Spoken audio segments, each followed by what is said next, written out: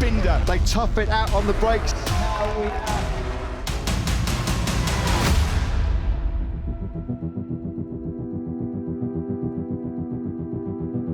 For sure, we started off the year well. I mean, that was great. Double second place for Brad Binder. Great start to the new season for the KTM star. But after that, we ran into more issues than we expected. Oh, Binder's gone down! Brad Binder! Binder's down. Yeah, Binder's down. Brad Binder's crashed. Oh, he's gone down! We've had a really up and down season so far. Some points it looked like it was going to be really good, and we ran into a lot of trouble afterwards that we didn't expect. Last year for us was a lot easier. Brad Binder brilliant in the Tissot sprint here in Jerez.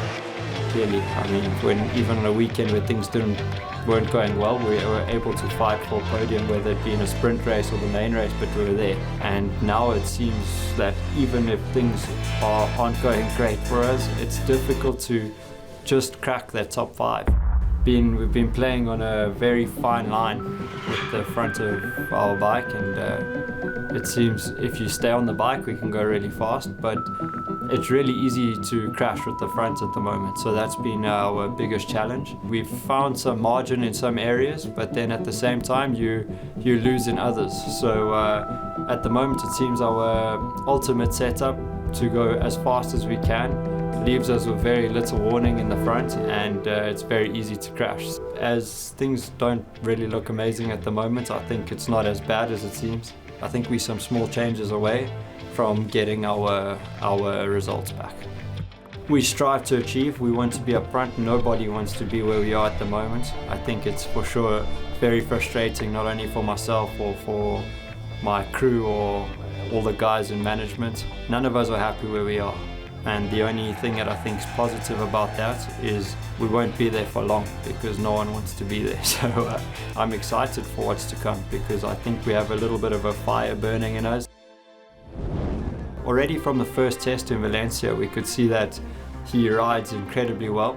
As Pedro Acosta, on the inside of him goes Maverick Vinales, side by side. Welcome to MotoGP, Pedro. He's a super talented guy. It's been a really good reference for us because he comes in fresh. He doesn't have any expectations or idea of how things were the year before.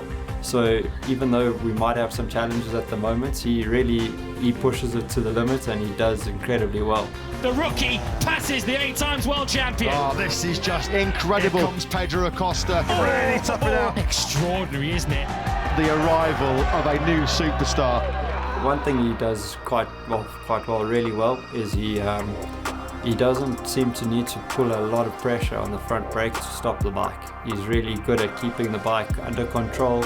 This is a point that myself and my team need to improve, because I'm always the guy on one wheel going into the corners and sliding.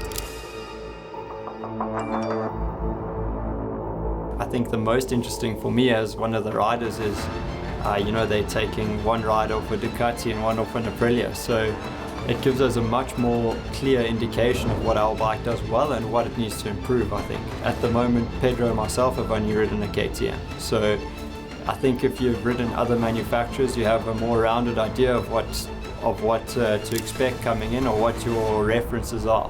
For me at the moment, my focus is to be with KTM and achieve our goal, which is to fight for a title. I've been with them for 10 years next season. Well, this is my 10th season already, actually, I think, with the factory team.